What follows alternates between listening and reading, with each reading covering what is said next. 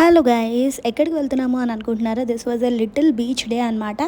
అంటే only just for 45 మినిట్స్కి బీచ్కి అయితే వెళ్ళాము. మాకైతే బీచ్ చాలా దగ్గర, మహా అయితే 20 మినిట్స్, అంతకు మించి అయితే ఎక్కువ కాదు. అందరికీ తెలిసిందే ఇదైతే రుషికొండ బీచ్ అనమాట. Rushikonda beach is very pleasant.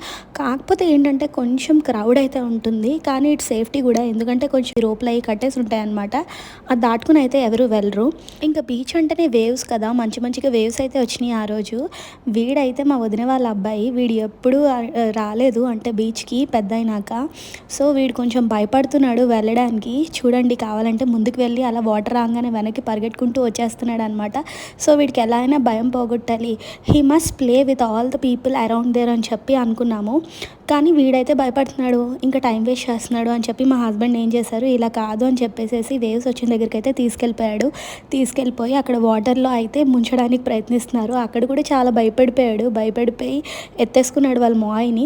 కాకపోతే పిల్లలకి ఇలా అరౌండ్ అందరి ముందు తెచ్చేసి ఇట్లా చేసేటప్పుడు వాళ్ళకి కొంచెం భయం అయితే పోతుంది అండ్ హ్యాపీగా ఆడుకుంటారు కూడా. సో అందుకని తన భయం పోగొట్టడానికి అయితే తన పాపం తడిచిపోయి మరీ వెళ్ళాడు. ఎంజాయ్ చేశాడు బాగా. తర్వాత మళ్ళీ బీచ్కి వెళ్దామని కూడా అడిగాడు. మళ్ళీ అయితే అదే వీక్లోని సెకండ్ టైం కూడా బీచ్కి వచ్చాము. ఇంకా వాడికి భయం అయితే పూర్తిగా పోయింది. ఇంకా వాడే వెళ్ళి ఆడుకోవడం అయితే స్టార్ట్ చేశాడు. మేము అసలు ఏం ఇనిషియేట్ చేయలేదు ఈసారి. ఏం చేస్తాడో చూద్దామని చెప్పి నేను మా హస్బెండ్ పక్క నుంచి చూస్తున్నాం అంతే. వాడే వెళ్ళిపోతున్నాడు, వాడే ఆడేసుకుంటున్నాడు. చాలా ఎంజాయ్ చేశాడు ఈసారి అయితే. అప్పుడు కొంచెం భయపడ్డాడు, కానీ ఈసారి బాగా ఎంజాయ్ చేశాడు. ఇట్లా పిల్లలకి భయపడే వాటిని మనం దూరం చేయాలి, ఇట్లా అవేర్నెస్ పెంచాలి, ఏమీ కాదు అని చెప్పేసి they will become strong and independent by themself అనమాట.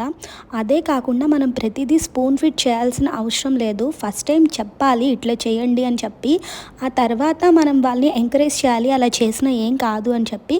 అండ్ లేటర్ ఆన్ వాళ్ళే ఇలా ఫియర్ అయితే దూరం చేసుకుంటారు.